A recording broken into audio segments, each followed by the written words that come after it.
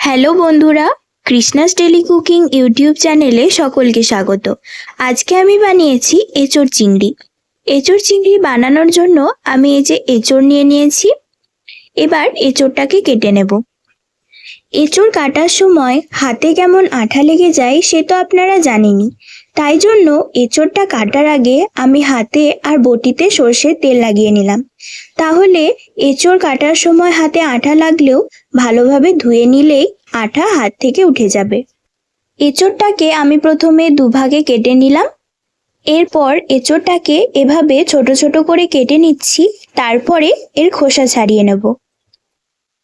এঁচোড়গুলোকে এভাবে কেটে নিলাম, তারপরে আমি খোসা ছাড়িয়ে নিচ্ছি। খোসা ছাড়ানো হয়ে গেলে এঁচোড়গুলোকে এভাবে ছোট ছোট করে কেটে নিলাম। বাকি এঁচোড়গুলো আমি একইভাবে কেটে নিলাম। আমার এঁচোড় কাটা হয়ে গেছে। এবার আমি আলুর খোসা ছাড়িয়ে নিচ্ছি। আলুর খোসা ভালোভাবে ছাড়ানো হয়ে গেছে। এবার আলুটাকেও কেটে নিলাম। আলুগুলোকেও দু টুকরো করে কেটে নিলাম। আলুও আমার কাটা হয়ে গেছে। এবার আমি পেঁয়াজ কেটে নিচ্ছি। পেঁয়াজের খোসা ভালোভাবে ছাড়িয়ে নিলাম। এবার পেঁয়াজটাকে ধুয়ে কেটে নেব। পেঁয়াজটাকেও খুব ছোট ছোট করে কেটে নিচ্ছি। পেঁয়াজ কাটা হয়ে গেছে। এবার আমি এঁচোড়গুলোকেও ভালোভাবে ধুয়ে নিলাম। এবার আমি রান্না করা শুরু করব। এবার ওভেনে কড়াই বসিয়ে দিলাম। কড়াইয়ে পরিমাণ মতো জল দিয়ে দিলাম।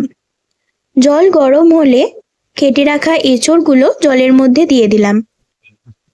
পরিমাণ মতো হলুদ দিয়ে দিলাম। পরিমাণ মতো নুন দিয়ে দিলাম। এবার একবার নেড়ে নিলাম। এঁচোড় যাতে ভালোভাবে সেদ্ধ হয় তাই কিছুক্ষণ ঢাকা দিয়ে রাখবো। এঁচোড় যতক্ষণ সেদ্ধ হচ্ছে আমি মশলা বেটে নেব। আমি মশলার জন্য আদা, রসুন আর শুকনো লঙ্কা নিয়ে নিয়েছি। এবার সমস্ত কিছু ভালোভাবে বেটে নেব। এর সঙ্গে আমি পেঁয়াজও বেটে নিয়েছি। মশলা বাটা হয়ে গেছে। এবার আমি মশলা তুলে নিলাম। এবার ওভেনে কড়াই বসিয়ে তাতে পরিমাণ মতো সর্ষের তেল দিয়ে দিলাম।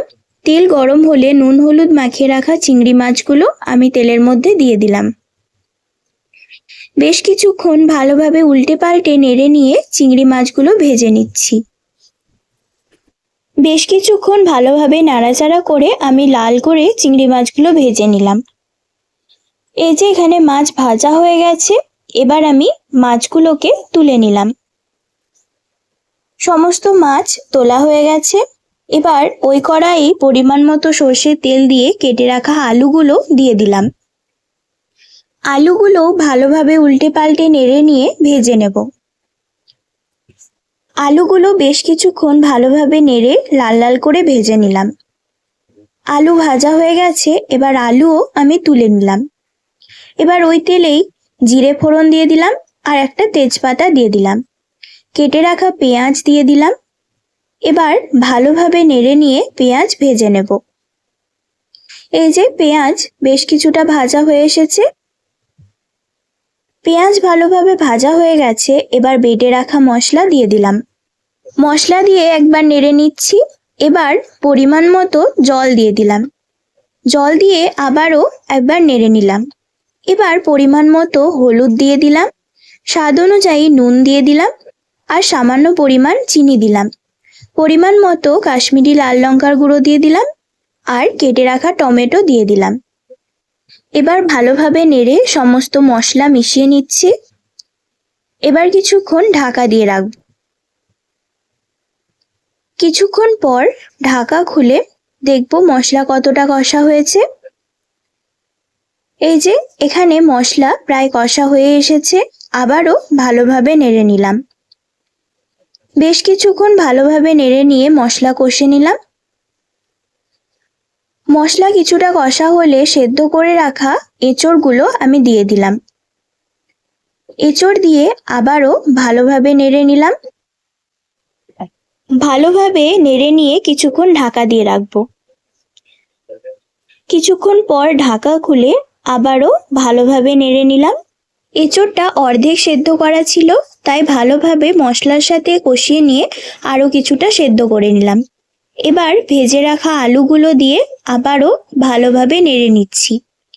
এবার মশলা ভালোভাবে কষা হয়ে গেছে, পরিমাণ মতো জল দিয়ে দিলাম। আমি এখানে 2 বাটি মতো জল দিয়ে দিয়েছি। জল দিয়ে আবারও ভালোভাবে নেড়ে নিলাম, যাতে মশলা আর জল ভালোভাবে মিশে যায়। ঝোল ভালোভাবে ফুটতে শুরু করলে আমি ভেজে রাখা চিংড়ি মাছগুলো দিয়ে দিলাম। চিংড়ি মাছগুলো দিয়ে আবারও নেড়ে নিলাম। এবার কিছুক্ষণ ঢাকা দিয়ে রাখবো। কিছুক্ষণ পর ঢাকা খুলে দেখব যে সমস্ত কিছু কতটা সেদ্ধ হয়েছে। এই যে এখানে আলু সেদ্ধ হয়ে গেছে আর এঁচোড়ও সেদ্ধ হয়ে গেছে। কিছুক্ষণ ভালোভাবে নেড়ে নিলাম। এবার বেটে রাখা গরম মশলা দিয়ে দিলাম আর 1 চামচ ঘি দিয়ে দিলাম। ঘি আর গরম মশলা দিয়ে কিছুক্ষণ ঢাকা দিয়ে রেখে গ্যাস বন্ধ করে দিলাম। এবার কিছুক্ষণ পর ঢাকা খুলে আবারও ভালোভাবে নেড়ে নেব। ভালোভাবে নেড়ে ঘি আর গরম মশলা ঝোলের সঙ্গে ভালোভাবে মিশিয়ে নিলাম। এঁচোড় চিংড়ি রান্না করা আমার হয়ে গেছে। এবার এভাবে গরম গরম ভাতের সঙ্গে পরিবেশন করতে পারলেই হলো। এভাবে এঁচোড় চিংড়ি রান্না করার ভিডিওটি আপনাদের কেমন লেগেছে তা আমাকে কমেন্টে জানাবেন। আর যদি ভিডিওটি ভালো লাগে তাহলে অবশ্যই একটি লাইক করবেন আর চ্যানেলটি সাবস্ক্রাইব করবেন। ভিডিওটি দেখার জন্য ধন্যবাদ।